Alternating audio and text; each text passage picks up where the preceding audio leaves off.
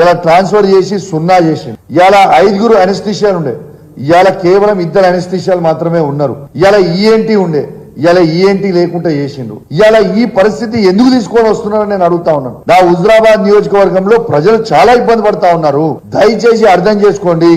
ఆ రోజు గైనకాలజిస్ట్ లో 6 ఉంటే 1కి తీసుకొని వచ్చిండ్రు. ఆర్తో 1 ఉంటే 0కి తీసుకొని వచ్చిండ్రు. జనరల్ సర్జన్స్ 2 ఉంటే 0కి తీసుకొని వచ్చిండ్రు. అనెస్థిషియా 5 ఉంటే 2కి తీసుకొని వచ్చిండ్రు. ఈఎన్టీ 1 ఉంటే 0కి తీసుకొని వచ్చిండ్రు.